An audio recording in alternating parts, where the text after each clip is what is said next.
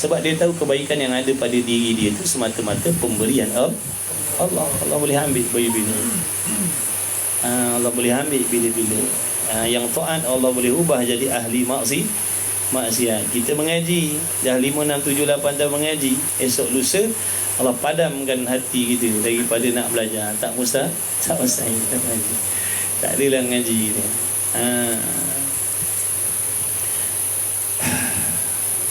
Dan mudah-mudahan ini doa Imam Al-Ghazali rahimahullah ta'ala kepada kita semua yang belajar, yang mengaji ni. Apa doa dia? Dan mudah-mudahan bahawa engkau berkata sesungguhnya telah datang khabar daripada Nabi sallallahu alaihi wasallam bahawasanya Nabi Muhammad sallallahu alaihi wasallam bersabda. Apa sabda Nabi sallallahu alaihi wasallam? Wajib kita beriman. Antara perkara yang wajib kita imani pada Rasul, pada Nabi ialah apa? Mereka itu sentiasa wajib bersifat benar, tidak dusta, tidak bohong. Perkataannya, perbuatannya, tingkah lakunya, zahir batinnya sentiasa di dalam kebenaran. Apa yang mereka khabarkan itulah hakikat perkara yang berlaku dan terjadi. Wajib kita percaya. Ini antara perkara yang disabdakan oleh Nabi sallallahu alaihi wasallam yang wajib kita imani, wajib kita yakin, wajib kita percaya, iaitu mana? Talabul ilmi fariidatun ala kulli muslimin wa muslimatin. Nampak ringkas je hadis ni, tapi kita tak faham hadis ni. Menuntut ilmu itu fardu, kewajipan, kemestian. Nabi kata. Nabi tidak berkata melainkan wahyu daripada Allah. Jadi Nabi kata, Nabi bersabda, menuntut ilmu itu fardu. Kemestian, kewajipan atas apa? Atas apa yang difardukan menuntut ilmu ni? Atas tiap-tiap muslim lelaki. Siapa yang berasa dia tu laki-laki Islam, kenalah tahu antara perkara yang difardukan oleh Allah atas diri kita adalah talabul ilmi, menuntut ilmu. Laki-laki Muslim wajib menuntut ilmu. Dia tak kait laki-laki baik, laki-laki jahat, anak Pak Imam, anak Pak Lebay, orang tutup aurat. Dia tak ada kait. Dia kata laki-laki Islam. Mana-manalah laki-laki Islam, semuanya difardukan menuntut ilmu. Ilmu mana yang difardukan ni? Ulama pun uraikanlah. Ilmu-ilmu yang bersangkut paut dengan ibadat yang wajib kita buat, wajib kita belajar. Kalau ilmu yang bersangkut paut dengan amalan yang kita tidak buat, sunat belajar. Ilmu pengetahuan tentang ibadat-ibadat yang kita sunat buat, sunat kita belajar, tak wajib. Tak belajar, tak dosa. Tapi kalau ilmu pengetahuan yang bersangkut paut dengan kewajipan kita, contohnya sembahyang, tu semua orang wajib sembahyang, maka semua orang wajib belajar ilmu tentang sembahyang. Akidah yang betul dalam hati, semua orang mesti wajib ada akidah yang betul dalam hati. Maka ilmu yang nak menunjukkan jalan kepada akidah yang betul ni wajib dipelajari oleh setiap laki-laki Muslim dan muslimat perempuan. Orang perempuan pun masuk sekali. Makna bini-bini kita kat rumah tu masuk sekali ya. Bini bini ya. Bini ataupun bini-bini yang dekat rumah tu wajib kita ajar dia. Wajib kita ajar dia. Wajib kita ajar dia ilmu-ilmu yang fardu tadi. Akidah, syariat, tasawuf, tajwid, yang sangkut paut dengan ibadat dia. Kitalah suami yang wajib ajar. Kalau kita tak ajar, kita berdosa. Kerana kita dah meninggalkan kewajipan yang Allah pikulkan ke atas kita sebagai seorang suami. Itu masuk dalam kemampuan. Kalau bini seorang kita tak mampu nak ajar agama lagi, macam mana nak tambah lagi?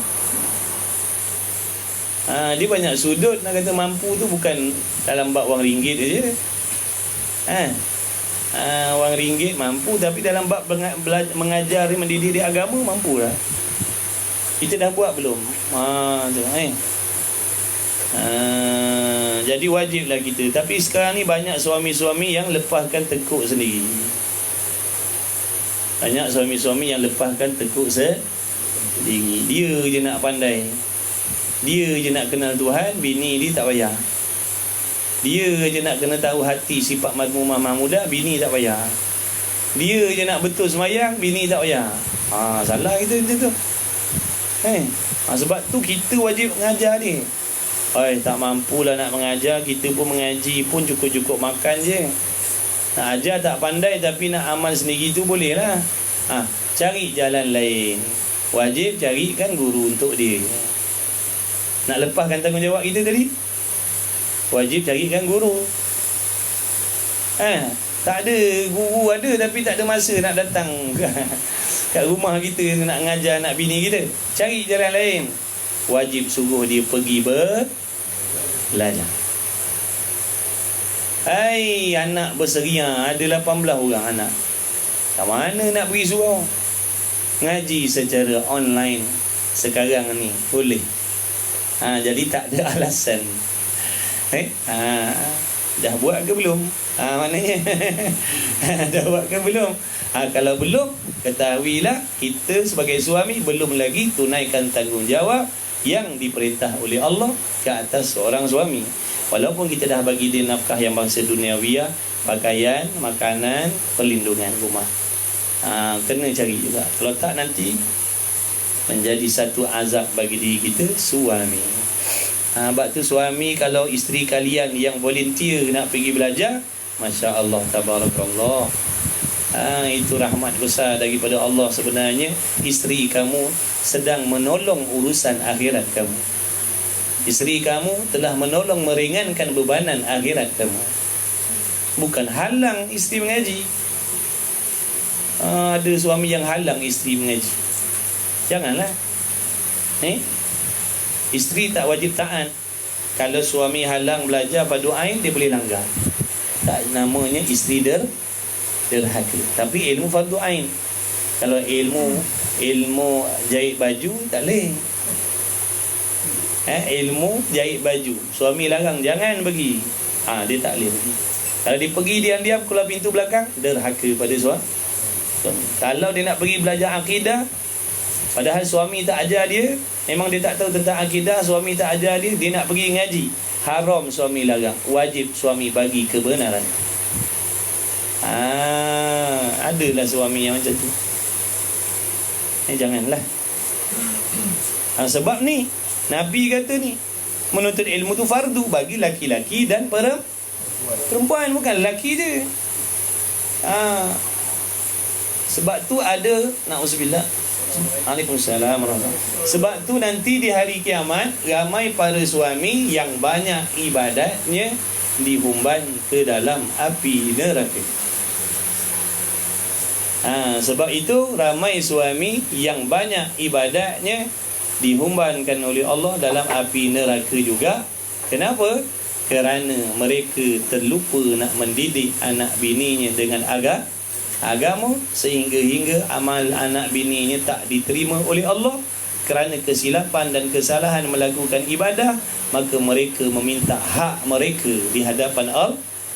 Ya Allah, amalan aku salah, amalan aku gini. Lelaki ni lah yang punya pasal. Lelaki ni, siapa lelaki ni tu? Dia tak kata kekasih saya lah punya pasal, abang saya lah ni yang punya kerja. Dia kata lelaki ni lah ya Allah, dia punya pasal aku tak kenal Tuhan, dia punya pasal aku tak tahu sifat madmumah mahmudah, dia punya pasal aku tak tahu benda yang halal haram, dia punya pasal. Sekarang aku nak hak aku ya Allah. Maka dibagilah pahala kebaikan kebajikan pada suami tu kalau ada.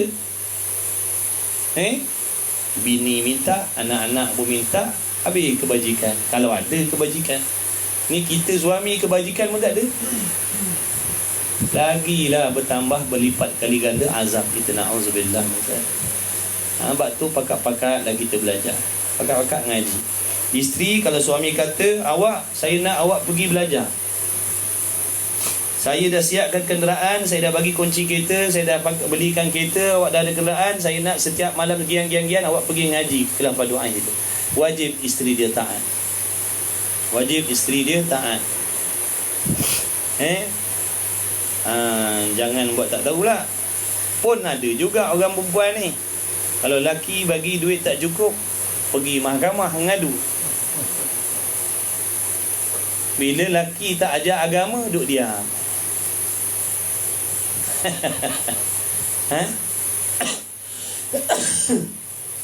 Laki bagi duit tak cukup, ngadu mahkamah, minta gini begitu. Laki tak ajar agama, laki tak bagi agama, duduk diam, redha je. Padahal wajib diminta pada suami dia. Awak wajib ajar saya tak kenal Tuhan, saya akidah saya tak tahu, awak wajib ajar saya. Mana ada bini minta benda tu? Kalau ada nak kiamat barangkali.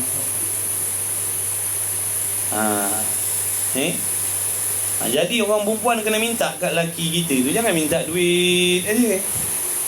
Awak tolonglah ajar saya agama, saya tak pandai semayang. Bila awak nak ajar saya? Duit pun minta ke? Tapi yang penting wajib untuk amalan kita, jangan kita buat tak tahulah. Tak kena macam tu. Tak adil lah kita. Dalam bab duit kita minta, dalam bab kewajipan tentang ibadat kita buat tak tahu pula. Kita redha je suami kita tak ajar agama. Suami tak bagi duit banyak, tak redha. Suami tak bagi duit banyak, tak redha. Suami tak bagi agama, redha. Mana boleh? Malam ni dah boleh dah mula bisik-bisik kat lelaki kita. Awak bila nak ajar saya agama? Dia tak pandai semayang. Esok nanya saya, Allah tanya saya semayang, Allah tak terima semayang saya. Macam mana awak sanggup ke, awak rela ke saya ni dibakar oleh Allah sebab awak? Ugut suami kita tu. Jangan kita suami ingat dah bagi rumah, bagi kereta, bagi duit, dah tunai tanggungjawab. Ni agama wajib bagi juga. Kalau tak, kita suami yang zalim, walaupun bini seorang. Saya takutlah nak kahwin satu lagi, takut tak adil. Seorang pun tak adil kalau macam ni. Seorang pun tak adil kalau macam ni. Apa maksud adil? Tidak meletakkan sesuatu kena pada tempat. Kita sekarang ni tak meletakkan sesuatu kena pada tempat. Kita bagi nafkah yang bangsa dunia je pada anak bini kita. Nafkah yang bangsa agama, yang bangsa roh, kita tak bagi. Padahal itu kewajipan yang Allah perintah tadi kita suami untuk bagi pada isteri. Maknanya kita tak tunaikan lagi. Bila tak tunaikan lagi, zalim tak? Adil ke tak adil? Tidak. Adil lawannya zalim lah kan.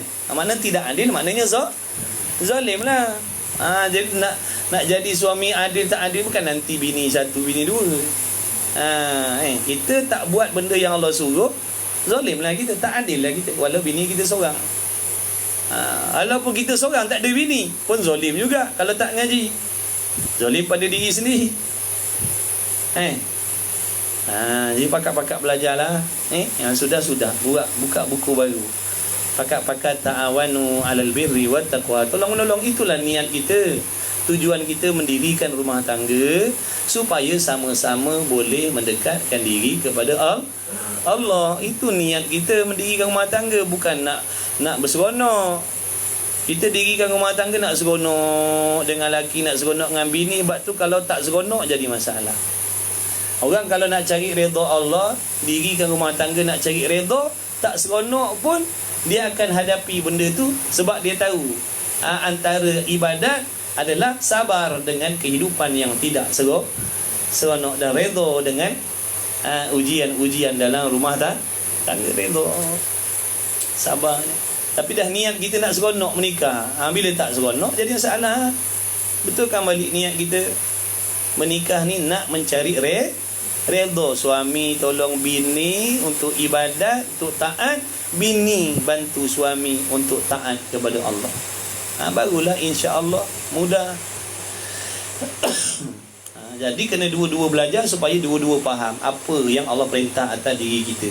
Yang suami fahamkan tegasan dia, yang bini fahamkan tanggungjawab dia. Masing-masing ada. Allah adil dah meletakkan tugasan masing-masing. Allah Maha adil dah memberikan tanggungjawab. Suami tanggungjawab gini, bini tanggungjawab gini. Wajib belajarlah. Sebab kalau Nabi kata menuntut ilmu sunat tak apa. Sunat ni nak buat boleh, tak nak buat pun tak apa. Ada masa mengaji, ada masa tak payah. Itu kalau sunat. Ini ilmu-ilmu yang bangsa fardu tak boleh kita kata nanti ada masa lapang lah, tak boleh. Ilmu yang wajib melapangkan masa. Asal hukum melapangkan waktu asalnya harus bagi masa tu 24 jam. Bagi masa hukumnya harus. Tak bagi masa pun tak dapat pahala, bagi masa pun tak dapat pahala. Harus asalnya. Tapi kalau tidak membahagikan masa untuk belajar yang wajib, kita tak tahu benda wajib, akibat amalan kita tidak sah. Maka membagi waktu belajar ilmu yang wajib jadi wajib. Tak bagi masa belajar fardu ain, berdosa. Jadi istilah nantilah masa lapang saya ngaji fardu ain, salah boleh. Ada masa lapang nanti saya pergi betulkan semayang saya lah. Kalau ada free nanti saya belajarlah bab semayang. Tak boleh. Wajib diperuntukkan masa supaya dia boleh belajar ilmu yang wajib tadi. Kalau benda sunat, tak apa. Nanti kalau ada masa lapang nak pergi belajarlah, dengar-dengarlah sirah. Ada masa lapang nanti nak pergi dengarlah ilmu-ilmu yang fardu kifayah tu, tak apa. Ini ilmu fardu ain tak boleh. Yang belum buat cepat-cepat lah. Jadi kita ni kena tahu apa yang Allah wajibkan atas diri kita. Banyak yang Allah wajibkan atas diri kita ni, banyak. Bukan satu dua, bukan setakat semayang puasa je. Banyak benda. Jadi kalau kita tak belajar, kita ingat kita dah buat semua. Wajib ni kalau tak buat dosa. Benda wajib kalau tak buat jadi maksiat. Semayang 5 waktu, kita pilih 3 je, 2 kita tak semayang, dia jadi dosa. Semayang wajib, zakat wajib contohnya, tutup aurat wajib. Kita pilih-pilih, mana boleh. Wajib tak boleh pilih. Wajib kena buat semua.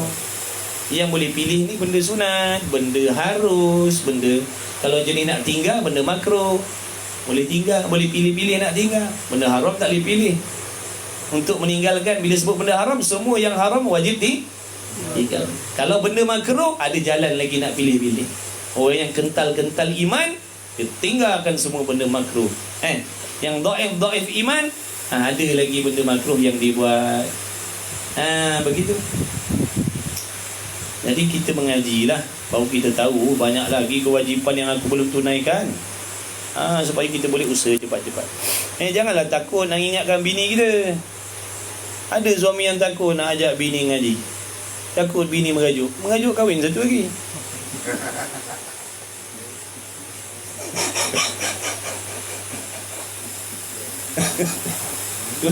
Semua buat kemarahan cakap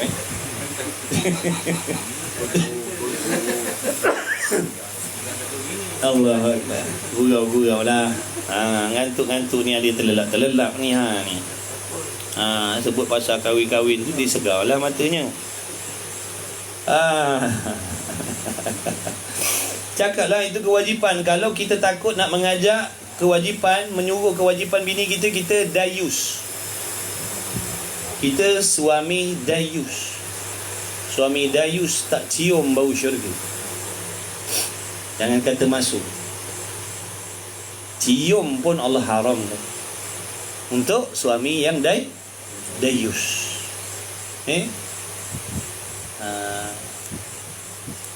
Takut nak menegur isteri ni untuk membuat taat. Takut. Jadi dayus lah kita. Dan isteri bila suami suruh ngaji, wajib dia mengaji. Walaupun suami dia tunggang arak. Walaupun suaminya tunggang arak, suaminya kata awak pergi belajar, awak pergi ngaji, wajib dia taat. Minum arak itu dosa suami dengan Allah. Tu. Jangan kita jadikan alasan suami kita tak baik, kita tak payah dengar cakap dia. Mana punya kitab kita belajar? Suami aku bukan orang baik, dia tak semayang, berjudi, minum arak, lagi perempuan, buat apa aku nak taat dengan dia? Mana undang-undang kau pakai? Bila kita tak mengaji, nafsu lah jadi guru kita. Kita rasa-rasa macam betul buat benda macam tu.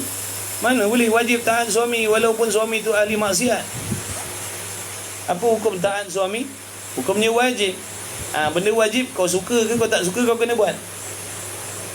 Kita tak suka dengan suami kita, tapi kalau disuruh sesuatu, kita wajib taat. Sebab taat pada suami itu wajib. Wajib taat suami, walaupun suami kita tak semayang. Ini hukum Tuhan. Itu ibadah isteri kepada Allah, bukan ibadah isteri pada suami tak. Ibadah ni tanda pengabdian dirinya kepada Allah. Allah suruh aku taat walaupun suami aku siapa, tak peduli. Kalau kita tak sanggup, contohnya kalau suami ada melakukan kezaliman, barulah ada jalan-jalan lain nak berpisah dan sebagainya. Ni suami tu naik nafkah, dia bagi makan minum, bagi tempat tinggal, bagi pakaian, tapi perangai dia yang jahat. Perangai dia jahat.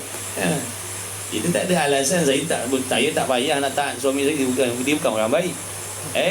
Tak peduli. Kau kena taat dengan suami kau. Ngaji kitab muhimmah tu lah. Ngaji kitab muhimmah tu, tak ada kitab muhimmah kita baca, ikut lah kelas tu, baru kita tahu siapa betul siapa salah. Ngaji kitab muhimmah tu, situ dia sebut tanggungjawab isteri yang Allah perintah, tanggungjawab suami yang Allah perintah. Tak ada kompromi. Salah, betul. Ngaji kita.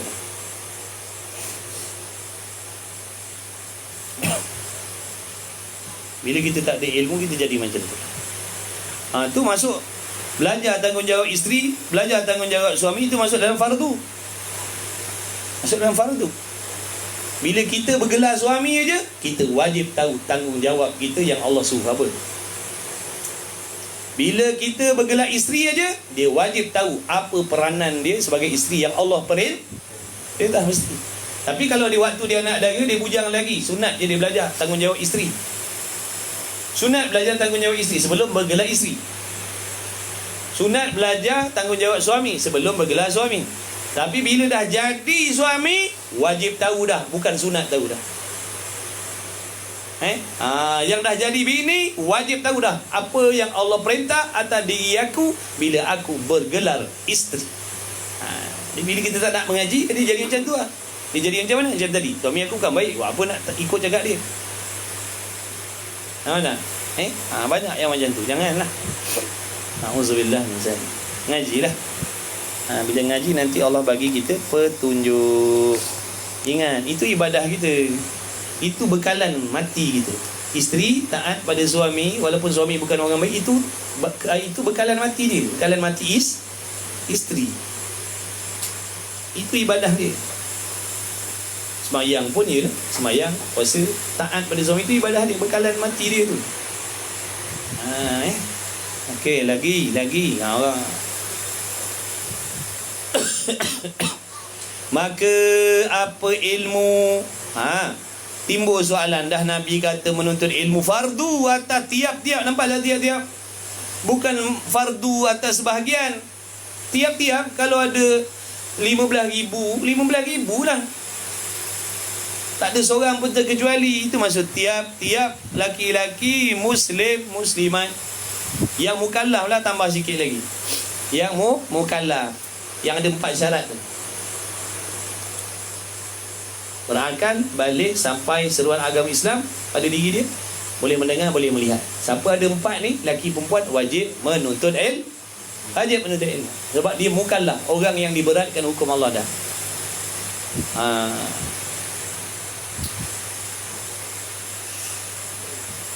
Tu kalau ada lah contoh dia ada bini, tapi bini dia dah mati lah. Bini dia dah meninggal.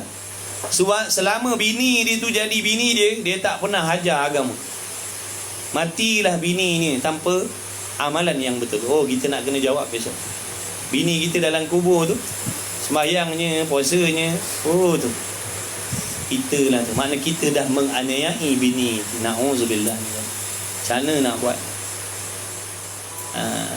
Dia kena tanya dalam kubur. Bukan nanti suami mati baru tanya dah. Bini mati dulu, bini kena tanya.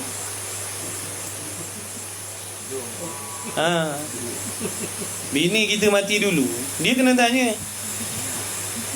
tentang Tuhan, tentang mayang, tentang apa, dia kena tanya. Macam mana bini kita nak jawab kalau amalannya tak betul? Macam mana bini kita nak jawab kalau kita tak ajar dia agama? Naya tak bini kita? Naya. Tapi atas dunia kita tak nak disusah, betul tak? Atas dunia kita tanggup kerja, bermati-matian kerja, cari duit. Tak nak bini susah, tak nak bini sempit, nak bini selesa, nak bini sentosa, selesa belanja, selesa rumah, selesa pakaian. Kita tak fikir ke keselesaan bini kita dalam kubur tu kalau dia mati macam mana? Kenapa kita suami nak bagi keselesaan dunia saja, tak nak bagi keselesaan dia dalam kubur besok? Ke kita tak percaya dalam kubur tu ada azab, ada nikmat? Jadi kita kena fikir dua-dua. Jangan fikirkan keselesaan bini kita kat atas dunia je. Kita tak nak bagi rumah kecil, nak bagi rumah luas, tak nak bagi kereta kecil, nak bagi kereta luas. Sebab kita nak selesa. Dah dalam kubur bini kita nak bini kita kena himpit, kita nak bini kita kena azab, kita nak bini kita kena bakar, kita nak bini kita menjerit melolong dalam tu. Jenis suami apa kita? Kita jenis suami yang macam mana? Kalau kita hanya mementingkan keselesaan di atas dunia, keselamatan di atas dunia, tapi nasib dia kalau dia mati kita tak fikir macam mana? Sebab tu kita kena selamatkan dua-dua, bagi keselesaan dunia dan jangan lupa keselesaan dia kalau maknanya untuk dia di alam barzah, alam akhirat. Bagi dia ilmu supaya amalnya betul dan diterima oleh Allah. Mudah-mudahan kalau andai katalah dia pergi dulu, dialah yang akan dulu dapat nikmat dalam alam barzah tu. Jadi ngaji lah, jangan tangguh-tangguh dah. Suami ngaji, bini pun mengaji. Ataupun bini tak nak ngaji, suami ngaji dulu. Laki tak nak ngaji, bini ngaji dulu. Sambil-sambil ajak gitu, perlahan-lahan. Ajak perlahan tak apa. Jumlah belajar, jumlah ngaji. Dia tak nak, tak apa, biar dulu. Esok lusa ajak lagi. Jangan tunggu dia mengaji baru kita ngaji. Jangan tunggu orang. Jangan tunggu orang. Kita dulu. Boleh jadi kita dulu kena peksa nanti kelar.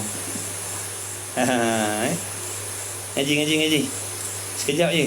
Kalau nak lama tidur. Kalau nak sekejap tidur. Kalau tidur lagi cepat kelar habis.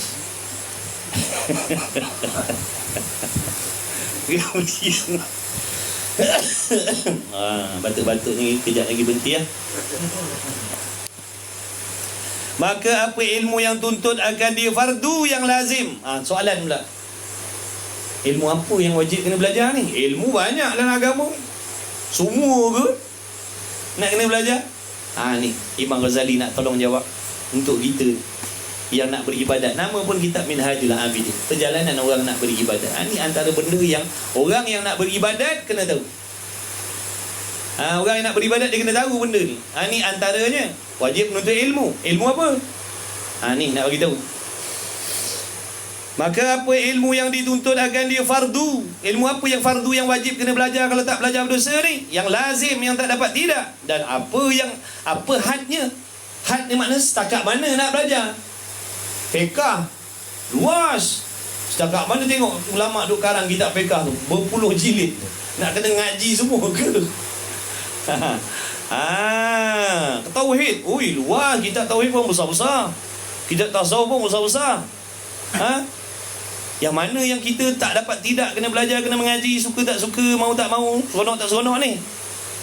Dan apa hadnya? yang tak dapat tidak bagi hamba daripada menghasilkan dia di ilmu dalam pekerjaan ibadat. Itu soalan dia. Tadi Imam Ghazali kata setiap laki-laki perempuan mukallaf wajib menuntut ilmu. Faham dah.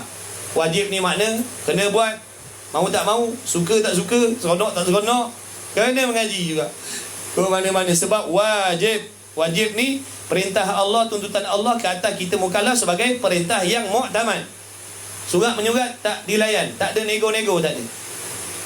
Tak ada nego-nego, tak ada. Walau kita bilioner sekalipun, bila Allah Ta'ala kata wajib mengaji, Nabi kata wajib mengaji, kena mengaji. Walaupun dia bilioner sekali, orang terkaya nombor satu, bila Allah Ta'ala kata wajib belajar syarat rukun sembahyang, dia wajib belajar. Dia tak boleh kata saya orang kaya tak payah ambil tahu lah. Dah kau kena. Sebab kekayaan kau tu Allah yang bagi. Kekayaan kau tu milik Allah, bukan milik kau. Allah yang bagi. Pinjam sekejap, tidak ambil balik. Dia cabut satu je, terlucut semua. Dia cabut satu, terlondeh semua. Dia cabut nyawa, terlondeh kaya, terlondeh pangkat, terlondeh semua. Allah cabut nyawa je, tertanggal semua. Pangkat, jawatan, nama baik, pujian, habis. Habis. Follower, tak follower. Habis semua. Cabut nyawa, habis semua. Habis semua. Sanjungan orang, pujian orang, penghormatan orang, cabut nyawa je, habis. Tinggal semua. Habislah. Kita akan apa? Kita akan rasalah masing-masing. Masing-masing kita akan jumpa yang namanya mati tu.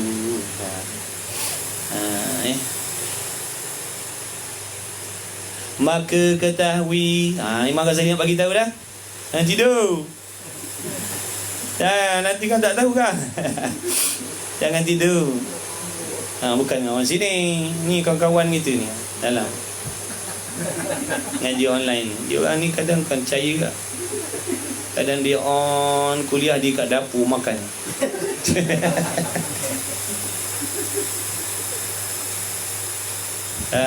Kadang-kadang lah. Kadang-kadang berlaku je tu.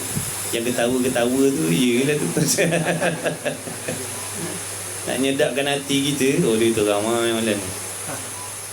Ramai lah yang tengok. Dia buka live kelas, dia tengok TV. Dia tengok TV.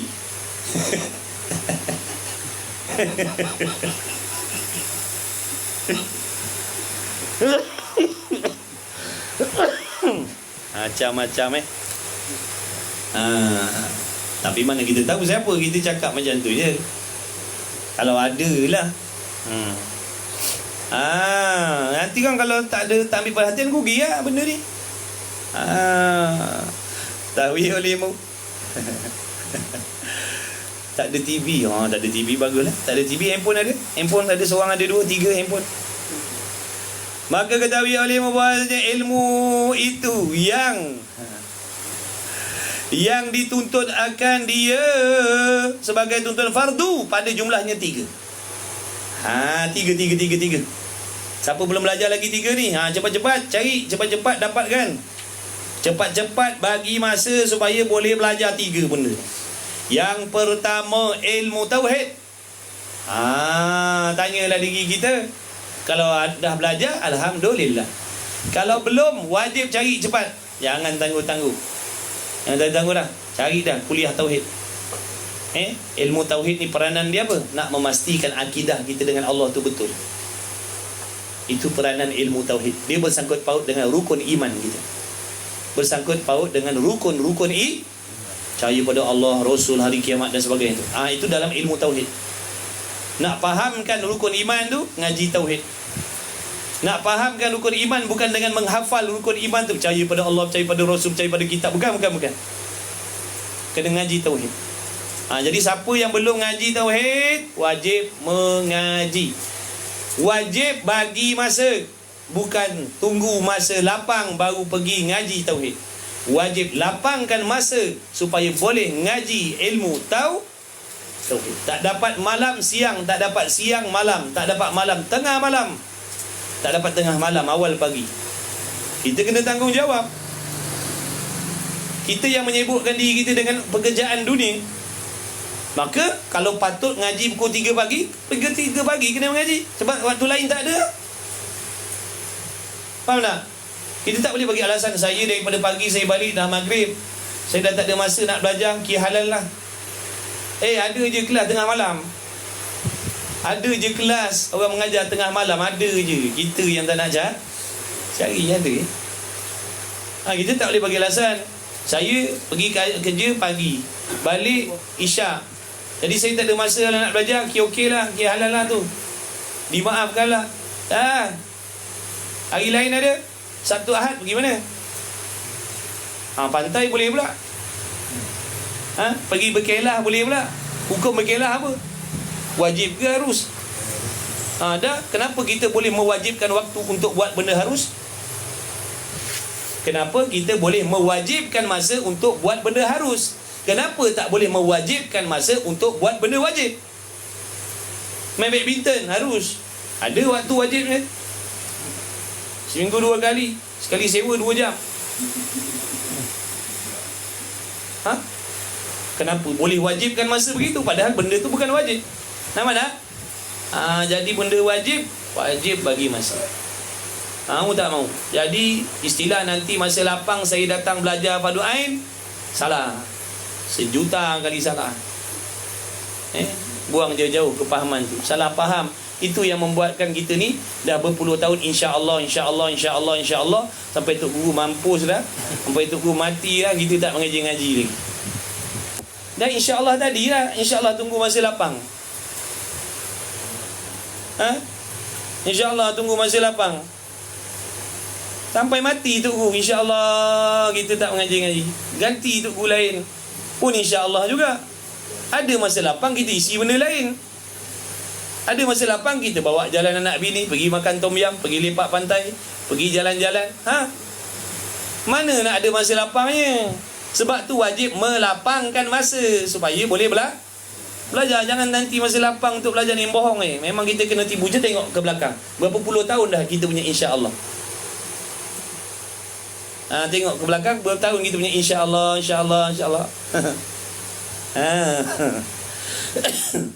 Kelip rupanya dah 5-6 tahun kita punya insya-Allah. Tak sampai.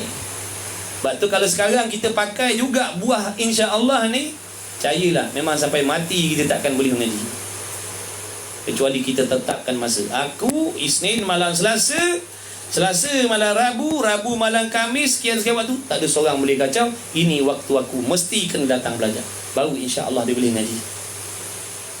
Tu je cara dia. Kena matikan macam tu. Kalau insya-Allah ni yang kita boleh buat ni, tak silap yang kita boleh buat kuliah ni sebab kita tetapkan Kalau kita kata nanti Tok Sidang ada masa lapang kita buat kelas lah, jangan harap baik aku beri ride bawa motor. Lagi syok bang yang macam ni lah, yang macam ni gitu. Sebab tu bila kita tetapkan masa, mau tak mau kena datang, malah tak malah pun kena pergi gitu. Apa boleh kena paksa maksudnya. Kalau masa lapang jangan harap lah kita boleh buat macam ni. Jangan kata muka surat 27, muka surat 1 pun takkan usik saya lah. Muka surat 1 pun takkan usik. Ni Alhamdulillah dengan taufik Allah, bila kita tetapkan masa Isnin malam Selasa mesti datang sini baca kitab tasawuf. Sebab tu Alhamdulillah boleh sampai muka surat 27. Kalau masa lapang, lapang lah jawabnya. Memang lapang lah. Dia tanya kawan-kawan yang dah mula mengaji, yang dah ikut kelas, boleh mengaji tak sekarang? Dah boleh mengaji lah. Dulu tak ada langsung, sekarang dah 1 minggu ponteng sesekali tu adat lah. Iyalah, betul lah kita cakap, ponteng sesekali itu adat, kita bukan malaikat. Mood seronok kita datang, kadang gaduh dengan anak bini, hilang mood mengaji. Dah bawa diri lepak pergi pantai menung, tak ngaji. Biasalah kita manusia. Tapi nak banding dengan kita tak buat tetap waktu, memang tak ada langsung. Tapi bila kita dah buat jadual, Isnin malam kami aku ada kelas tauhid, Rabu malam Khamis aku ada kelas tasawuf. Jumaat malam Sabtu ada kelas fiqh. Hari Isnin pagi, Sabtu pagi ada kelas tajwid. Kan kita dah boleh mengaji, tiap minggu ada je kelas itu. Dengan cara macam tu baru boleh istiqamah. Sebab tu saya kata wajib buat jadual waktu. Yang belum buat wajib buat sekarang. Bukan saya yang wajibkan, Allah yang wajibkan. Kita siapa nak wajibkan? Allah wajibkan. Sebab kalau tak wajibkan waktu belajar, memang takkan belajar sampai bila-bila. Kalau ilmu ni sunat tak apa, ni ilmu ni wajib. Ni tauhid. Nombor satu, akidah kita. Sembahyanglah, puasalah, sedekahlah, buat baik pada mak bapak, buat baik pada anak bini. Akidah salah, tak jadi apa. Nombor satu, kena pastikan betul akidah. Pegangan dalam hati terhadap Allah mesti ada. Mesti ada pegangan kita terhadap Allah. Sejahat apa pun kita, semaksiat apa pun kita, mesti ada pegangan yang betul terhadap Allah. Allah tu apa? Apa yang kita pegang? Bila sebut Allah, apa yang kita pegang terhadap dia tu? Apa yang kita percaya tentang dia? Apa yang mesti ada pada dia sebagai Tuhan? Apa yang mesti tiada pada dia sebagai Tuhan? Apa yang harus ada pada dia sebagai Tuhan? Dah tahu ke belum? Belum tahu. Tak tahu, wajib belajar. Tak ada. Sebab tu akidah. Akidah ni benda dalam hati. Yang kita semayang, puasa, mengaji ni, itu bukan akidah, itu Islam. Islam amalan zahir. Semayang, puasa, tutup aurat tu Islam nama dia.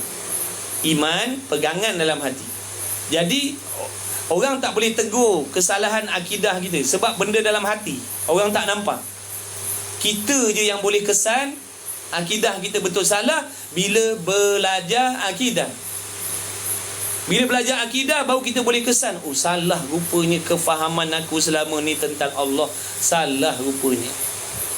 Biasa tak jumpa kalau sembang-sembang dengan kawan-kawan kita, dia kata apa? Sabarlah, yang dekat atas tu ada. Biasa tak jumpa? Biasa tak dengar? Macam mana? Itu maksud akidah dia begitu.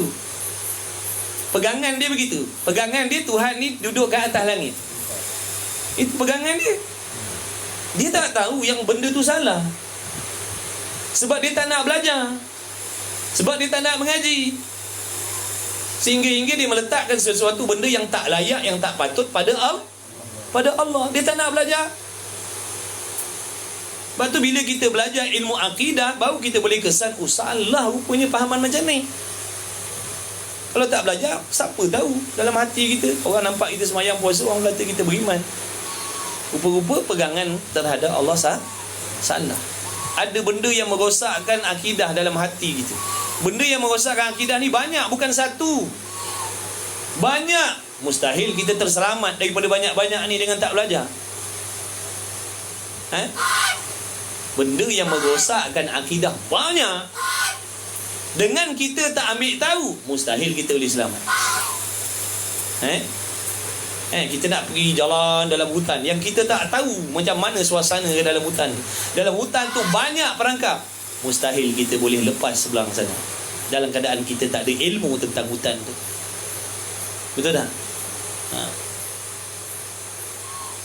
Jadi bab tu kita kena belajar apa benda yang merosakkan akidah. Nak tahu akidah kita betul salah, ngaji akidah. Jangan ngaji tajwid. Tajwid nak kesan bacaan betul ataupun salah. Jangan ngaji fiqh. Fiqh nak kesan kita punya cara ibadat betul ataupun salah. Ngaji akidah. Akidah akan cerita tentang pegangan dalam hati terhadap Allah. Ngaji akidah. Yang belum wajib ngaji.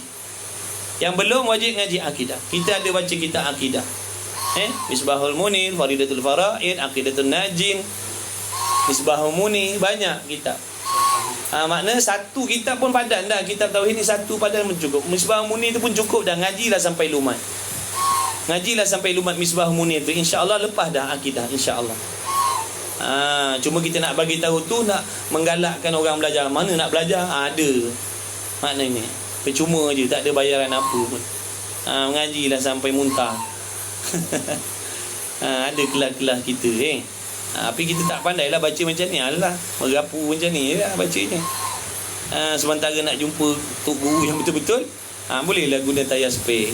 Awak suatu waktu nanti jumpa tayar kedai tayar, ganti tayar baru. Jumpa betul-betul Tok Guru yang warak, yang apa yang kita ni jadi tayar spare je pakcik sementara. Ibaratnya begitulah. Daripada tuan-tuan tak tahu mana nak pergi belajar tauhid, mana nak ngaji tasawuf, gunalah tayar spare ni sekejap. Sementara nak jumpa kedai tayar, nanti tukar tayar ori. Tok Guru yang betul, yang alim, yang warak, yang beramal, ngaji dengan dia orang sungguh-sungguh. Begitu. Jadi wajib ngaji. Tauhid ni untuk akidah. Ya, kita buat baik, kita buat baik sebab apa? Nak jadikan bekalan mati. Tahu tak kita, amalan-amalan yang nak jadi bekalan mati ni, nombor 1 syarat dia akidah mesti betul. Kau pergilah perang sabilillah, pergi perang sabilillah, akidah salah terhadap Allah, Allah tak terima, mati katak je kita. Mati katak gitu. Walau pergi berjihad sekali, akidahnya sesat terhadap Allah, menyengutukan Allah, tak guna. Jadi jangan kita ambil mudahlah akidah ni, tak payah belajar lah.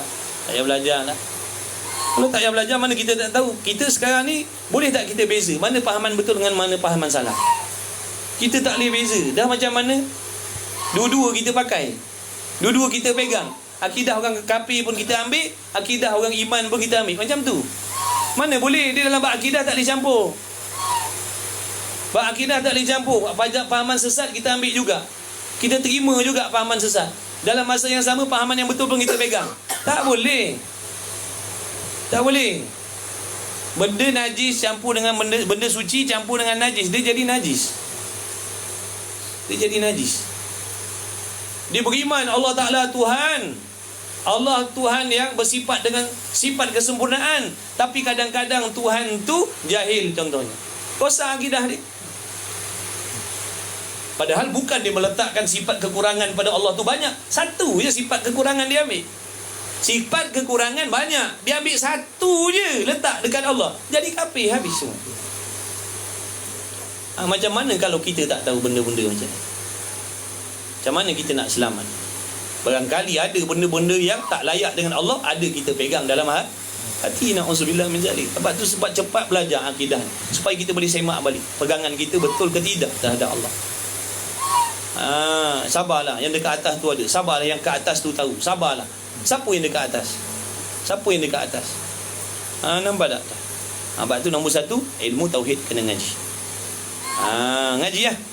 Dan kedua, ilmu sir. Ilmu sir ni ilmu apa ni?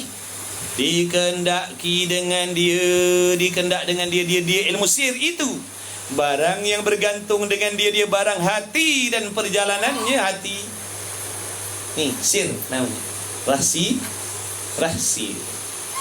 Sebab hati ni rahsia, benda dalam. Benda dalam ni. Apa yang haram kita simpan, apa yang wajib kita buang, apa yang wajib kena ada dalam hati. Apa benda? Apa sifat yang wajib ada dalam hati? Wajib ada, faham wajib tadi? Tak dapat ada berapa sifat yang tak dapat tidak mesti ada dalam hati kita? Apa dia? Entahlah. Dah macam mana kita nak ambil? Tak tahu. Apa sifat yang haram kalau ada dalam hati? Ada berapa? Entahlah. Dah macam mana kita nak buang? Disebabkan amalan hati ni, amalan zahir kita sebaik apa pun tidak akan diterima oleh Allah. Sebaik apa pun amalan zahir kita, sebanyak apa pun amalan zahir kita, sekuat mana pun ketaatan anggota tubuh badan kita, pagi petang siang malam beribadat, berzikir, baca Quran, sedekah sana, sedekah sini, ngaji sana, ngaji sini, ngajar sana, ngajar sini, hati kita ada penyakit, semua tu sia-sia. Jadi dia ada hubung kait amalan hati dan amalan zahir. Dia kena seiring, baru dekat dengan Tuhan, baru dipanggil hamba yang mendekatkan diri kepada Allah apabila berjalan zahir dan batinnya tadi seiring. Boleh faham tak tu? Jadi kalau zahirnya saja kita ni sembahyang, tutup aurat, benda haram, tak tengok benda haram, tak dengar benda haram, tak cakap benda haram, tak makan benda haram, tak minum benda haram, tak ambil duit haram. Tapi hati kita ada hasad, hati ada dengki, hati ada ujub, hati ada riya, habis. Walaupun zahir orang kata kita macam wali. Oh, itu orang soleh tu. Itu orang soleh tu, orang ahli ibadat tu, orang kata. Sebab orang tak nampak barang dalam ni. Kalau yang perempuan, itu perempuan solehah tu, mata pun tak nampak tau. Punya tutup auratnya. Zahirnya makna bagus. Tapi hati ada ujub, contoh. Ada dengki, contoh. Allah tak terima amalan gini. Mana? Jadi jangan diambil mudah pasal hati ni, jangan. Wajib belajar ni, wajib uruskan hati kita cepat. Wajib uruskan hati kita ni cepat. Jangan buat lengah-lengah dah. Kadang zahir dah okey dah ni. Zahir dah okey, sembahyang, puasa, zakat, haji, umrah, tutup aurat. Ngajar sini, ngajar sana. Bagus dah zahirnya. Ni hati ada dendam, cinta dunia. Habis. Ujub, tahu ujub? Perasan banyak amal, perasan Allah hati, perasan banyak amal, perasan banyak ilmu, perasan tak ada dosa, perasan suci daripada dosa, perasan dah banyak taubat, habislah amalan. Habislah. Jadi bukan senang maksudnya nak bawa bekalan mati, bukan senang nak bawa bekalan mati, bukan senang nak bawa pahala walau satu. Orang yang tak tahu, tak faham je kata senang. Orang yang tahu, dia kata payah nak bawa pahala walau satu. Jangan kata banyak, satu pun belum tentu dapat bawa lagi. Sebab yang merosakkan amal tu banyak. Pantang larang dalam ibadat banyak kita langgar. Ya, kita ni memanglah buat baik, tapi amalan kita bercampur. Betul tak? Kita kena ngaku, inilah diri kita. Time mengaji, time sembahyang, time tahajud, time puasa, time mengumpat, kita mengumpat. Time kita berdengki. Time ujub, dah apa jadi amalan kita? Tak ada apa. Tak ada apalah, amalan tadi dibinasakan oleh penyakit hati tadi. Jadi penat buang masa je kita.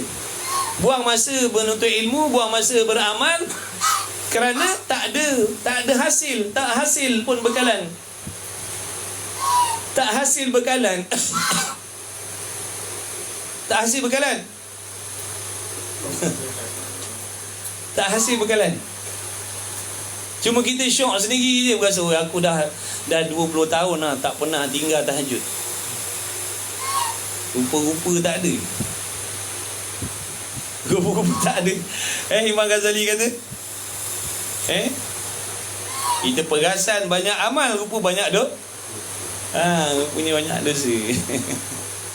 Sebab kejahilan kita tu tak nampak dosa kita. Orang kalau ada ilmu, dia akan nampak dosa dia.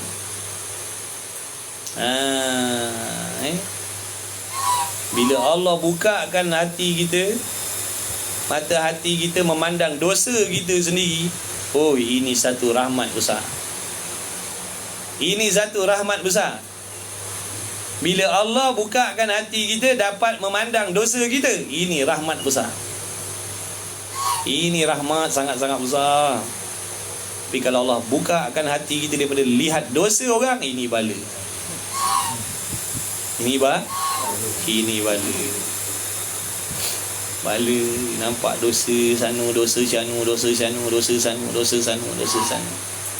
Dosa kita tak nampak. Oh, ini bala besar. Tu peranan ilmu sir, nak menghasilkan ikhlas tadi tu. Ilmu sir ni ataupun dipanggil ilmu tasawuf ini adalah untuk menyempurnakan kepahaman kita tentang ihsan ataupun ikhlas. Nak dapatkan ihsan, nak dapatkan ikhlas, kena ngaji ilmu tasawuf. Kena ilmu tasawuf ni dia akan membawa perjalanan hati kita. Hati ni ada perjalanan, hati ni ada perangai. Sama macam Zohir. Zohir ni ada perangai baik, perangai jahat. Hati pun ada perangai hati baik, hati baik, hati jahat. Perangai baik, perangai jahat. Ni kitab yang sedang kita baca ni. Ni ilmu sir lah ni. Kitab yang kita sedang mengaji ni, Minhajul Abidin ni, kitab ilmu sir lah ni. Ilmu tasawuf menceritakan tentang hati, supaya kita belajar dan tengok hati kita masing-masing. Kita mengaji ni bukan nak suruh sulung hati orang. Hati kita lah yang nak kena suluh ni. Hati kita ni, walaupun dah mengaji, walaupun dah mengajar, suluh baik ke? Ada tak cinta dunia? Ada tak takut celaan? Ada tak kasihkan pujian? Itu semua tu.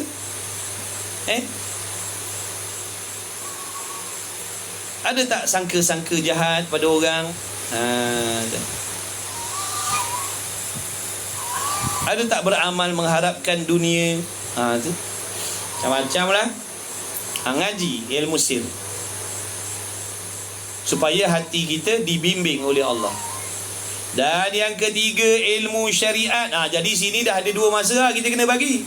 Wajibkan masa satu, masa jadual waktu mengaji tauhid satu, jadual waktu mengaji ilmu tasawuf satu, dan satu lagi ilmu syariat. Ilmu syariat ni supaya kita tahu pantang larang, syarat, rukun, sah batal ibadat. Nak semayang kena buat apa? Syarat sah semayang apa? Syarat wajib semayang apa? Yang membatalkan semayang apa? Rukun semayang apa? Basuh najis air macam mana? Najis terbagi pada berapa? Air terbagi pada berapa? Banyak benda. Banyak benda. Tu ilmu syariat. Mandi wajibnya, ambil wuduknya, bak airnya, cuci pakaiannya. Tu yang ulama' dah buat dalam kitab fiqh tu, taharah semua tu. Fiqh lah tu. Tu 3. Makna secara umumnya 3 lah. Dan satu lagi, tajwid ni masuk dalam fiqh lah. Solat nak betulkan bacaan-bacaan rukun qauli kita, daripada takbiratul ihram, Fatihah, tahiyat akhir dan juga salam. Ni 4 ni. Kalau kita tak nak belajar tajwid, betulkan makhraj, sebutan huruf dalam Quran yang tebal-tebal tu, cukup dengan kita pergi ngadap guru. Sebab nak pakai dah ni, nak pakai dah hari-hari, nak kena pakai bacaan yang betul, pergi ngadap guru, semak bacaan takbiratul ihram, Fatihah, tahiyat dan juga salam. Sebab ini orang panggil rukun qauli dalam sembah. Berapa ramai antara kita, berapa ramai lagi yang baca Fatihah dalam hati?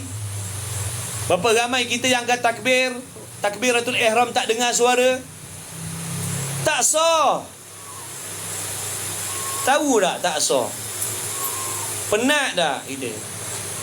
10 tahun kita semayang takbir Allahu Akbar. Penat tak kita? Salah siapa? Salah kita, tak nak ambil tahu.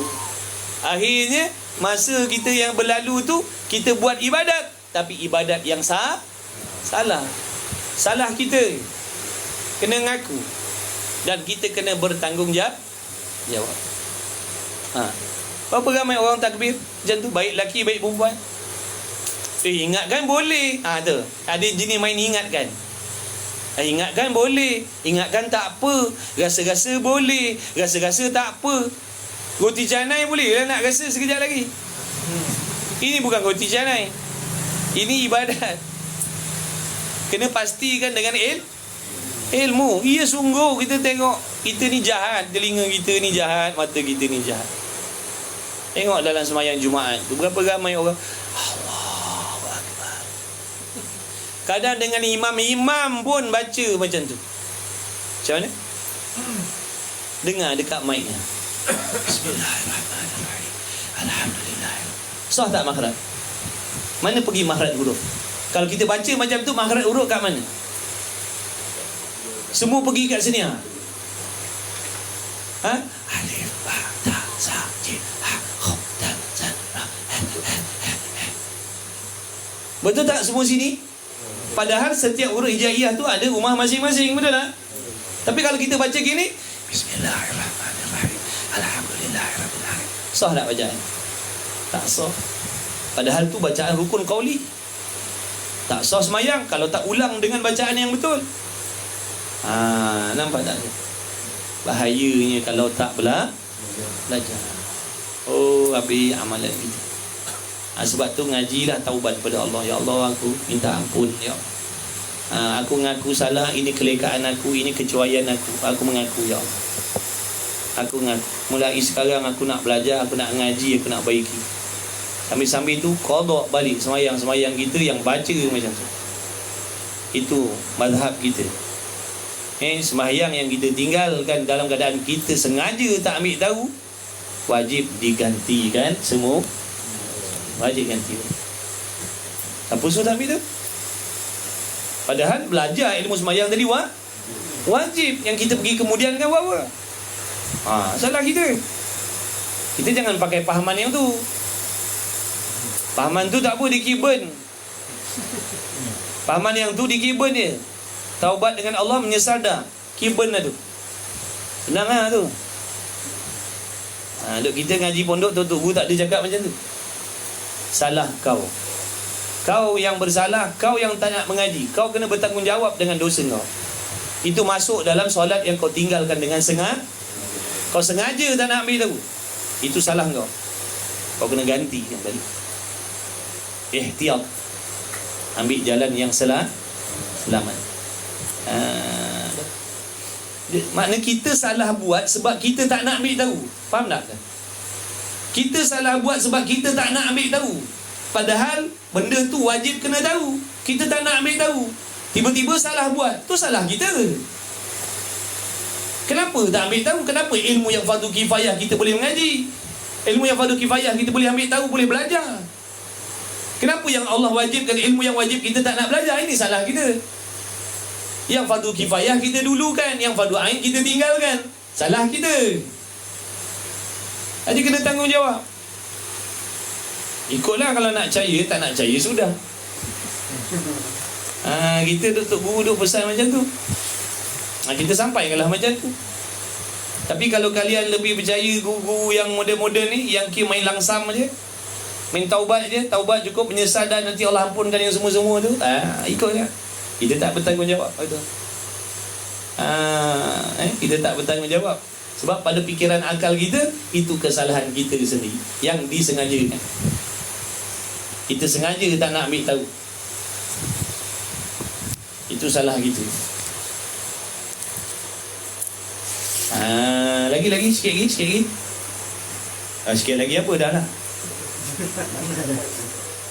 Dan ada pun ilmu hadis, barang yang wajib daripada tiap-tiap satu daripadanya, maka yang difardu bagi hamba daripada ilmu tauhid. Ni kalau orang tanya, kalau ilmu tauhid tadi, sekadar mana nak belajar ilmu tauhid? Sekadar mana nak belajar ilmu tauhid? Sekadar mana ilmu tauhid tu luas? Yang halus-halus pun ada. Nak belajar sakat mana? Ni Imam Ghazali nak bagi tahu ni. Maka yang difardukan bagi hamba daripada ilmu tauhid, qadar, barang yang mengetahui dengan dia barang akan asal agama, dan iaitu asal agama, bahawa engkau ketahui bahawasanya bagimu Tuhan, kau kena tahu engkau ada Tuhan. Cukup situ? Tak cukup. Kau kena tahu kau ada Tuhan, yang Tuhan kau tu bersifat dengan wahidan, ketunggalan. Dia tidak berbilang-bilang zat, sifat dan perbuatannya. Kau kena tahu yang Tuhan kau tu, pemilik kita tu, bersifat dengan wajib satu, bukan harus satu. Wajib dia tu, Tuhan tu satu. Apa maksud dia satu? Dia tidak berbilang-bilang. Tidak berbilang-bilang pada pihak mana? Tidak berbilang-bilang pada zat, sifat dan perbuatan dia. Kalau kita tak tahu ni ilmu tauhid ni, dia ada 3 ni wadannya: menunggalkan zat Allah, menunggalkan sifat Allah, menunggalkan perbuatan Allah. Dengar baik. Kadang-kadang seseorang ni dia menduakan Allah, salah satu daripada 3 ni. Dia tak menunggalkan, dia tidak mensyirikkan Allah di sini, tapi dia mensyirikkan Allah di sini. Dia tak mensyirikkan Allah di sini, dia mensyirikkan Allah di sini. Contoh, dia kata gini, tak ada Tuhan kecuali Allah. Makna dia beriman Allah tu sah. Tak ada Tuhan, Allah je Tuhan, tak ada yang lain. Selamat di sini. Tiba-tiba dia kata apa? Usaha ikhtiar hamba ni boleh memberi kesan baik dulu. Dia dah menduakan Allah pada pihak perbuat. Nampak tak? Dia jatuh syirik sini pula. Menyengutukan, menduakan perbuatan Allah. Walaupun tadi dia menunggalkan zat Allah. Dia menunggalkan zat Allah, tapi dia menyengutukan perbuatan Allah. Dia menunggalkan zat Allah, dia menunggalkan perbuatan Allah, dia menyengutukan sifat Allah pula. Dia kata Tuhan bertempat, contohnya. Bertempat tu sifat makhluk, nampak tak? Jadi di sini dia dah jatuh mensyirikkan Allah pada pihak mana? Mensyirikkan Allah pada pihak sifat. Makna dia menyamakan sifat makhluk dengan Tuhan, sifat Tuhan dengan sifat makhluk. Sama-sama bertempat, sama-sama berpihak. Walaupun dia kata tak ada Tuhan yang lain kecuali Allah.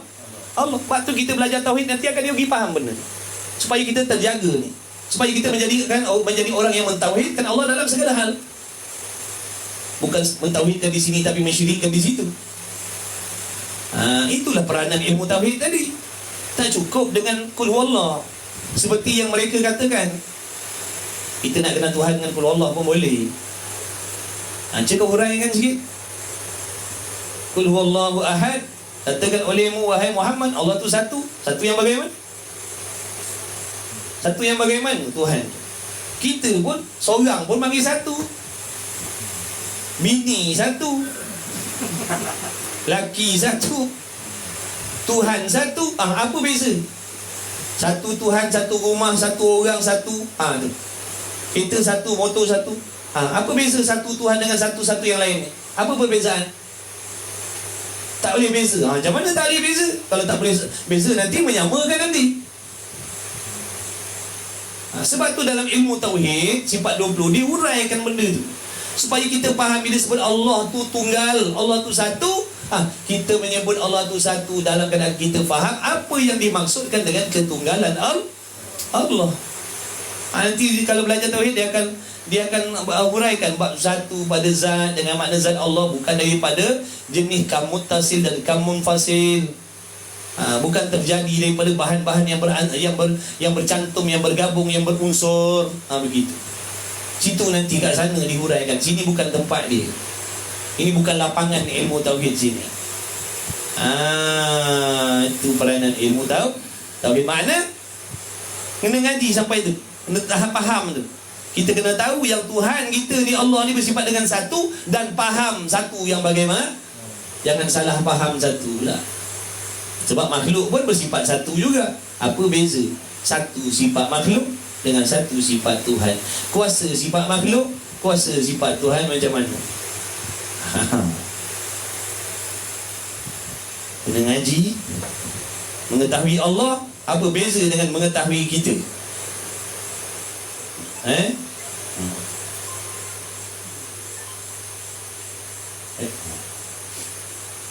Orang rumah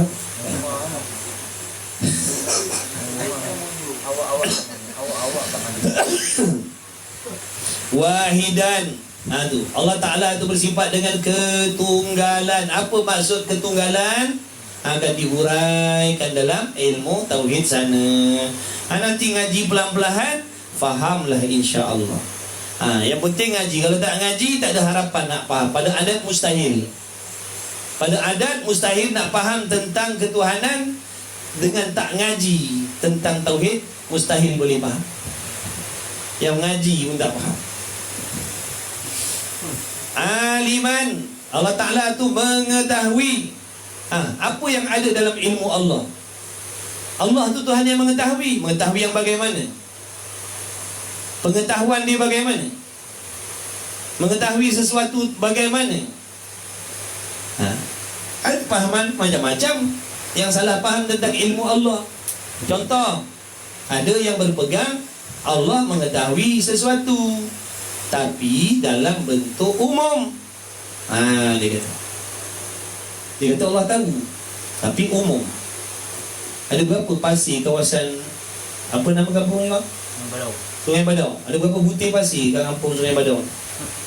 Allah tak tahu berapa jumlah. Allah hanya tahu banyak saja. Ada pahaman aja tu. Pun dia kata Tuhan mengetahui juga. Nampak tak? Dia kata Allah mengetahui, tapi dia faham Tuhan mengetahui begitu. Kita ada. Allah mengetahui tiap-tiap butir, tiap-tiap afrod, tiap-tiap atom. Sebab apa? Dia yang jadikan tiap-tiap butir tu. Tiap-tiap butir tu dia yang buat. Tiap-tiap debu tu dia yang jadikan. Ke ada satu debu yang terlepas daripada ciptaan Tuhan? Dia yang buat tiap-tiap satu. Dia tak akan buat melainkan benda yang dia kehendak. Dia tak kehendak melainkan benda yang dia tak tahu. Itu akidah kita. Maknanya bila kita belajar, kita sebut wahai Tuhan yang Maha mengetahui, kita faham apa yang dimaksudkan dengan pengetahuan Allah. Dia pengetahuan, dia mengetahui sesuatu dengan tidak terdahulu jahil.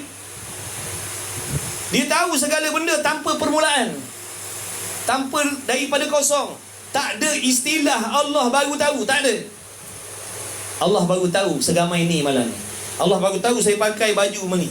Allah baru tahu saya pakai rida ni. Allah baru tahu saya cakap benda ni. Dah mustahil bagi Allah. Tapi kalau tak ngaji, nak faham sampai macam tu. Kalau tak ambil tahu, boleh faham sampai macam tu. Allah tahu lah. Tahu macam mana? Rupa-rupa dalam hati, faham, tahu macam kita. Habis. Dia dah menyamakan sifat Tuhan dengan sifat ilmu makhluk. Faham tak? Itu contohnya. Qadiran. Kita wajib tahu yang Tuhan itu bersifat dengan qadiran. Qadiran ni maknanya yang Maha berkuasa. Apa yang duduk di bawah kekuasaan Allah? Apa yang duduk di bawah urusan kekuasaan Allah? Ada tak benda yang tak duduk di bawah urusan kekuasaan Allah? Sebab tu kena ngaji. Allah kuasa tak? Bila sebut qadiran, kuasa betul? Dia sebut Allah Maha Kuasa. Allah Maha Kuasa. Baik. Allah kuasa tak? Allah kuasa tak nak turun di atas muka bumi? Sana. Allah kuasa tak nak turun muka bumi?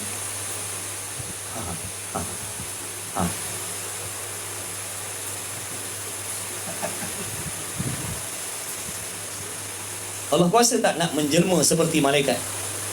Adakah Allah berkuasa nak menyamai malaikat, menyerupai, menyamar seperti malaikat? Ada kuasa?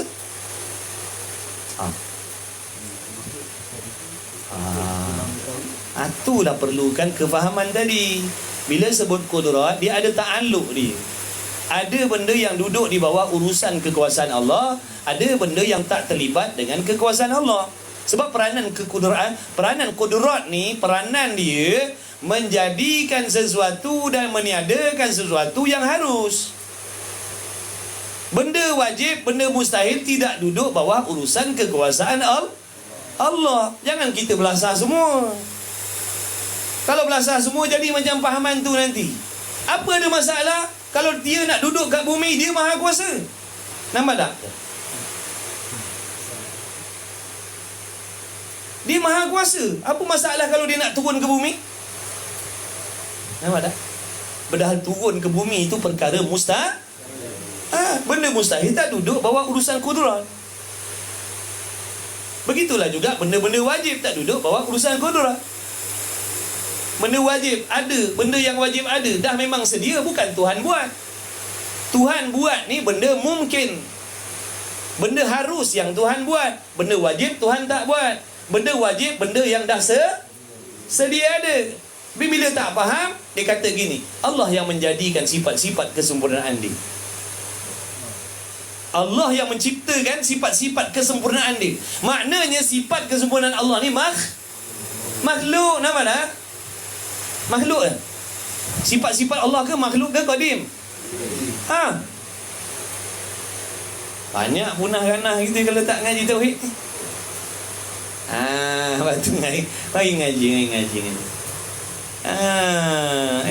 Allah lah yang buat sifat-sifat dia tu. Buat ni faham tak? Buat ni maknanya apa? Daripada tiada kepada maknanya sifat Tuhan tu asalnya tiada lah. Kalau kata buat sesuatu yang asalnya tiada, namanya apa? Kita baharu dah. Serupa dengan Tuhan lah, baharu.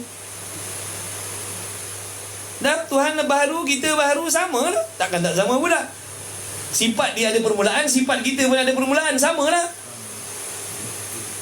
Sebab tu lah ngaji sifat 20 tu wajib, bukan sunat belajar. Wajib belajar sifat 20 tu. Dulu mana-mana surau, mana-mana masjid, wajib pengajian sifat 20 ni. Sebab tu orang tua dulu-dulu akidah dia lain macam. Sekarang orang pakat tinggal ilmu sifat 20 ni. Sekarang orang pakat tak nak mengaji sifat 20 ni. Kena pula dengan pahaman-pahaman tu. Duk kata bid'ah belajar sifat 20, jangan belajar sifat 20, tak ada zaman Nabi. Sedang elok lah, kita pun memang malas mengaji. Kena pula ustaz-ustaz yang dakwah macam tu, jangan belajar sifat 20, memeningkan kepala. Kejap ada, kejap tak ada, kejap ada, kejap tak ada. Jikalau. Dia buat menganjing. Dia buat ngaji. Kita dah memang malas nak mengaji. Habis dah. Sedang elok lah tu. Muafakat lah tu. Kena lain lah tu.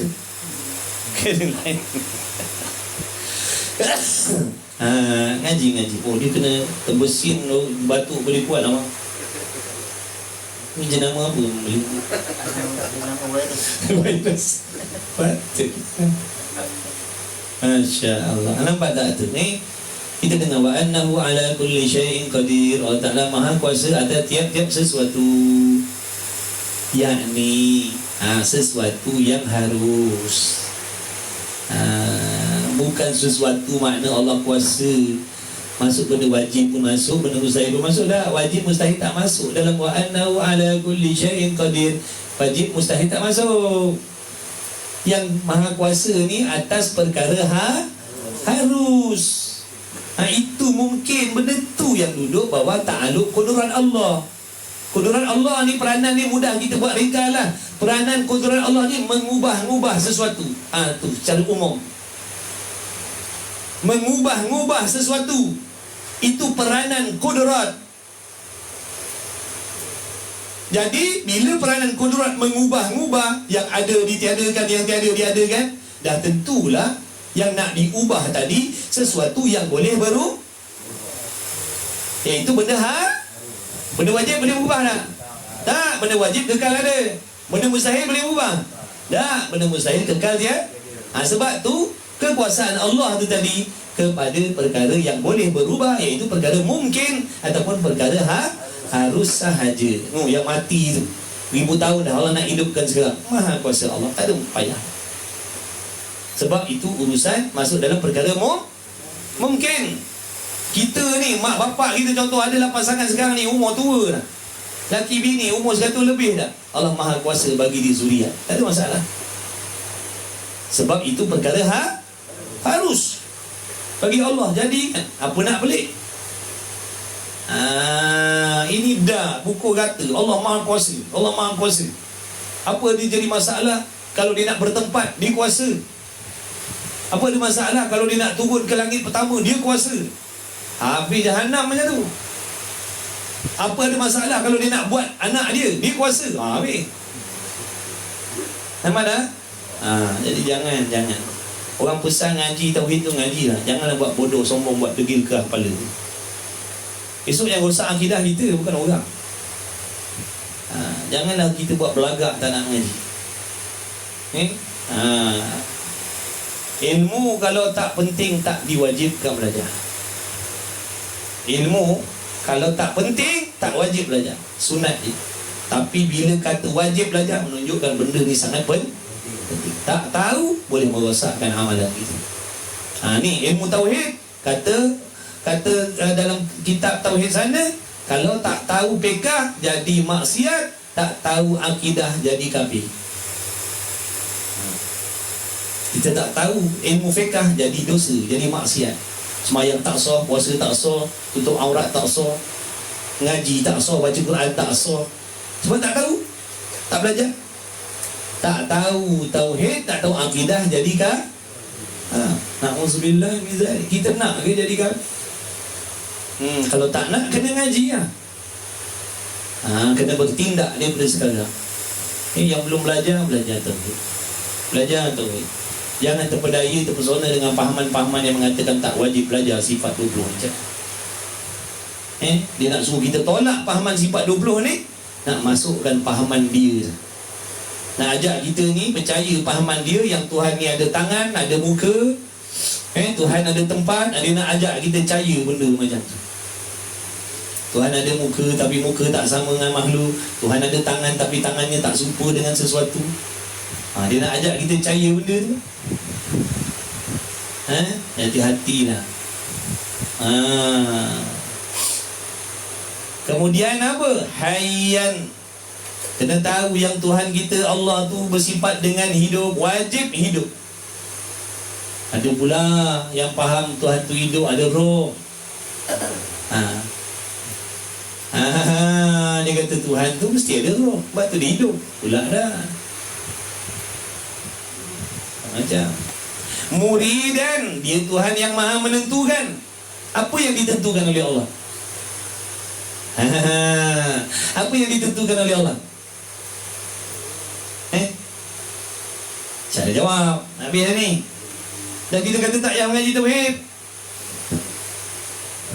Alah, tauhid apa nak mengaji? Bukan aku musuh Islam malam.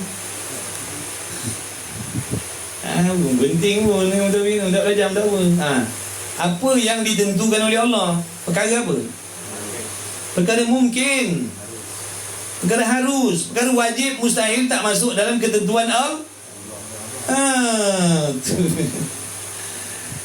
Benda wajib, benda dah sedia ada.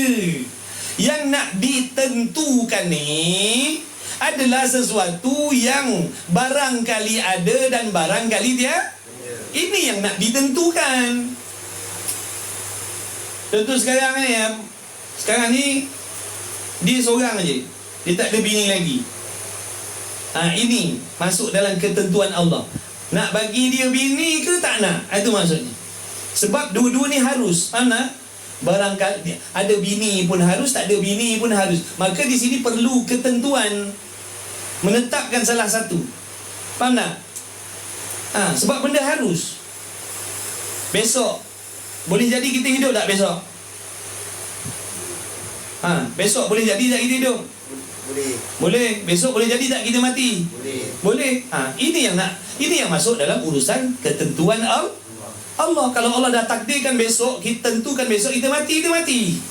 Kalau besok Allah tidak menentukan kita mati, kita takkan mati besok. Sebab kematian ni masuk dalam perkara mungkin, benda harus. Faham tak? Benda wajib tak masuk dalam ketentuan Allah. Allah yang menentukan dia Tuhan. Allah yang menentukan dia tu Tuhan. Allah yang menentukan dia berkuasa. Allah yang menentukan dia melihat. Macam tu ke? Nampak tak Benda wajib bukan ketentuan. Benda wajib dah sedia. Dah tu anak Tuhan kenapa tak ada? Anak Tuhan tak ada sebab Tuhan tak tentukan lah. Dia boleh jawab macam tu. Anak Tuhan tu tak ada sebab Tuhan tak kendak, sebab Tuhan tak tentukan. Kalau Tuhan tentukan, maknanya apa? Kalau Tuhan menentukan anak Tuhan, maknanya anak Tuhan boleh jadi padahal anak Tuhan perkara mustahil. Nampak tak? Jangan main sebarang. Jangan main Jangan main sebarang. Oh, tak ada anak Tuhan. Sebab Tuhan tak tentu kan? Sebab Tuhan tak kehendak.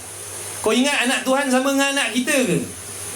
Anak kita ni mungkin, anak kita ni harus, anak Tuhan jangan samakan.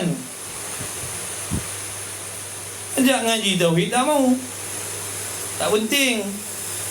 Takut dalam hati kita ada iktikad benda-benda yang tak sepatutnya pada Allah. Allah tahu pegangan kita betul ataupun salah.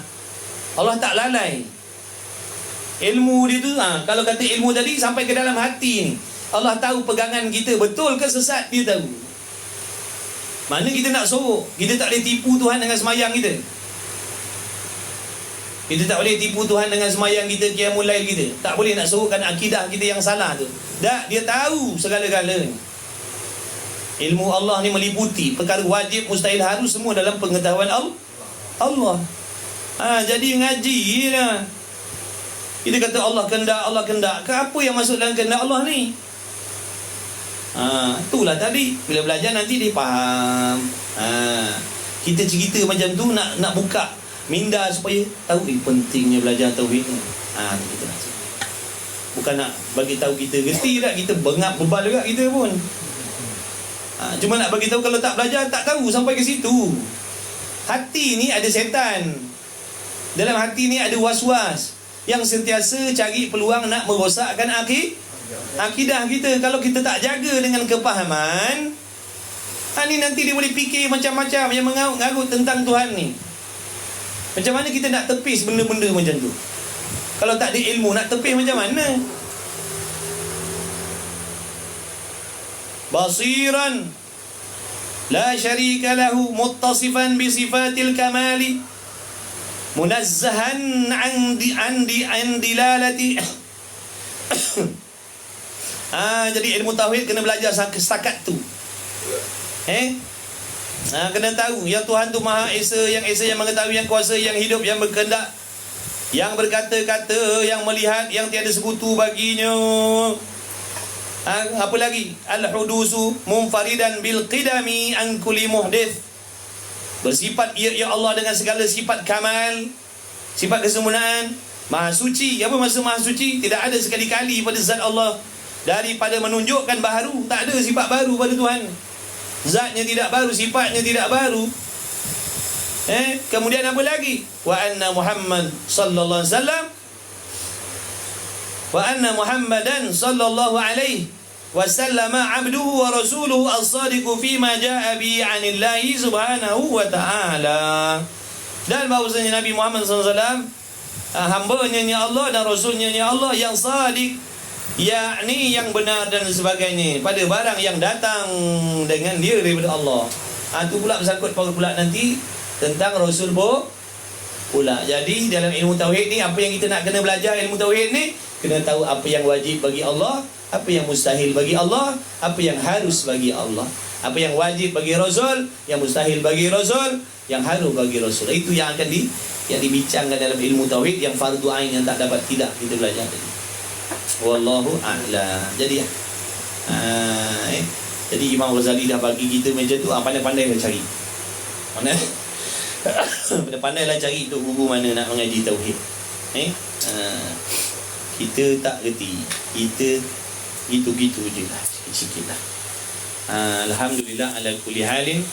Mudah-mudahan dengan berkah majlis ilmu pada malam ini, Allah ampunkan segala dosa-dosa kita, kedua ibu bapa kita, ibu bapa mertua kita, anak isteri, suami sekaliannya, kawan-kawan sekaliannya, tidak terkecuali, yang baru yang lama, tak peduli lah, semua muslimin muslimat, mukminin mukminat yang ada berhubungan dengan kita, yang ada berhubung kait dengan kita, mudah-mudahan turut mendapat rahmat dan keberkahan, kemuliaan ilmu. Sebab ilmu tu mulia. Ilmu ni dia boleh merebak, orang lain boleh dapat berkah.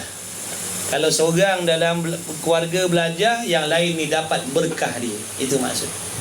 Dengan sebab kemuliaan ilmu tadi, dia boleh merebak. Sebab tu kita doa mudah-mudahan dengan keberkahan majlis ilmu kita, semuanya mendapat keberkahan, diberi keberkahan oleh Allah Subhanahu Wa Taala. Diampunkan dosa kita. Mudah-mudahan Allah Ta'ala beri taufik kepada kita untuk belajar, untuk mengaji bersungguh-sungguh, istiqamah, sabar dalam belajar.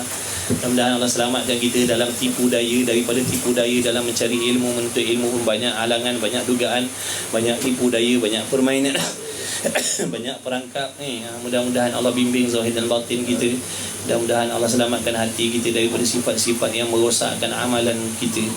Mudah-mudahan Allah Ta'ala panjangkan umur kita, diberi umur yang berkah, diberi kesihatan yang berkah, diberi rezeki yang halal yang berkah.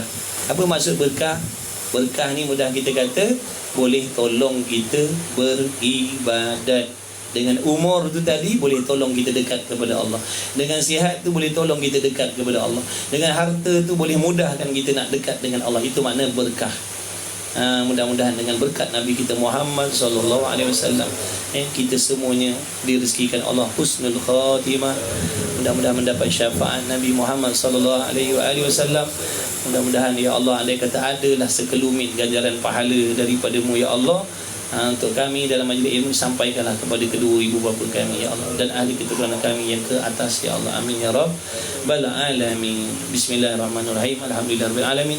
Wassalatu wassalamu ala Rasulillah wa ala alihi. Allahumma rabbana fa'na bima 'allamtana rabbana 'allimna alladhi yanfa'una rabbana faqih ahlana wa qarabatina fi dinina ma'rifatul unsa wa dzakar. Wa sallallahu ala sayyidina Muhammad. Alhamdulillahirabbil alamin.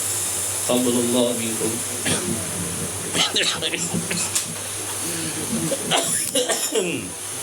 Habis dah.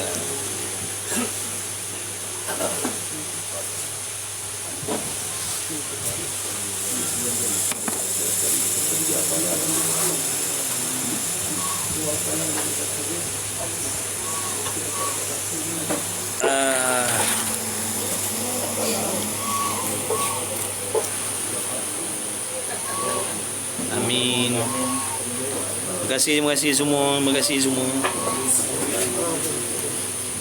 Terima kasih semua. Wan, John.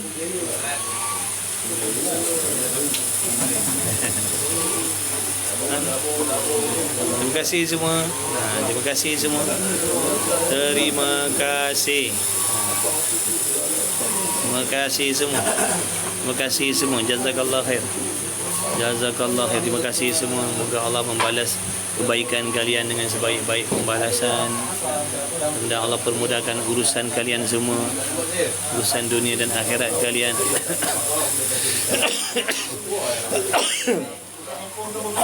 Alhamdulillah. Alhamdulillah. Amin ya Allah. Amin ya Allah. Amin amin amin amin. Amin ya Allah. Panaslah. Amin ya Allah.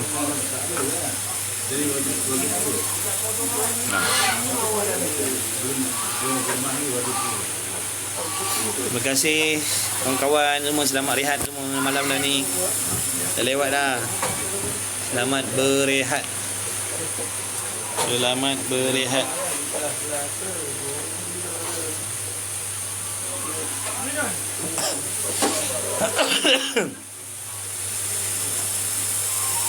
Copeklah tating.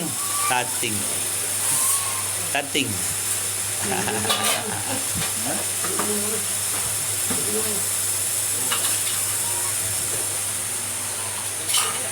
Tuan jangan gerak dulu, minum dulu. Jangan gerak dulu. Terima kasih. Terima kasih semuanya. Minum apa malam ni? Roti canai. Roti canai, roti canai. Malam ni roti canai. Alhamdulillah.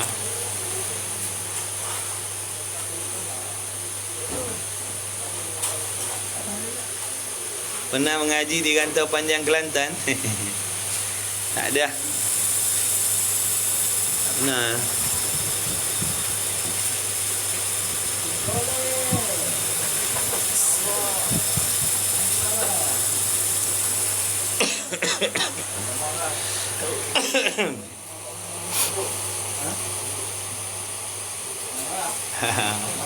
Harus tidur, harus. Arbi Aribi. Waalaikumsalam. Tak, saya duduk Pasir Mas, Pasir Mas. Pasir Mas saya pantau panjang tak pernah. Saya duduk Pasir Mas dulu. Duduk sini ya, duduk Melaka. Duduk Melaka. Sekarang ni kat Melaka. Buat minum.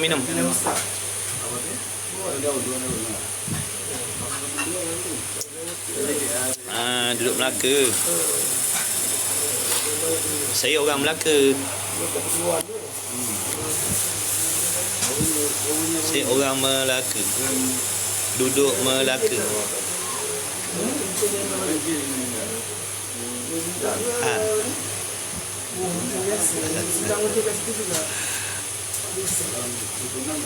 Baik-baik kat hati masih. Melaka kat mana? Melaka kat Masjid Tanah. Masjid Tanah.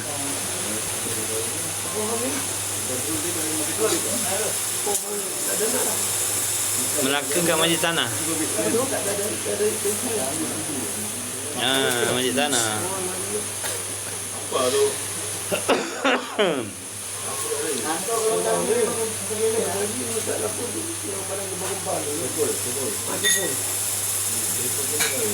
Lagi.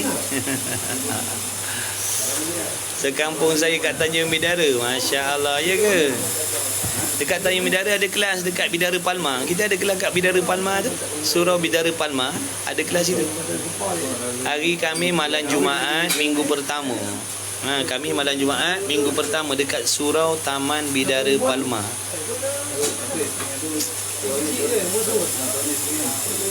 Kami malam Jumaat minggu pertama dekat situ.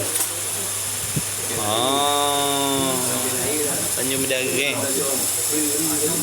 Allah Akbar. Tanjung Bidara tu tempat saya mancing lah tu. Tempat saya mancing. Bismillahirrahmanirrahim. Alhamdulillah alamin. Sallallahu Allahumma barik lana fi ma razaqtana min hadha. Le, jom ajak ke kawan makan. Mai tafadhal. Okeylah kawan semua. Selamat berehat lewat dah ni. Besok antum semua nak bekerja. Selamat berehat semua. Dalam rahmat Allah selalu. Sihat afiat selalu. Dipermudahkan segala urusan selalu. Selalulah sentiasa dalam jagaan Allah selalu, dalam redha Allah selalu, dalam rahmat Allah selalu, dalam keampunan Allah selalu.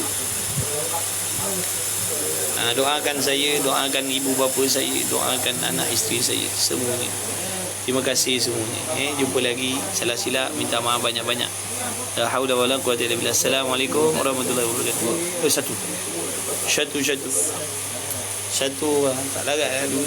Kalau ni kan lega saya tambah.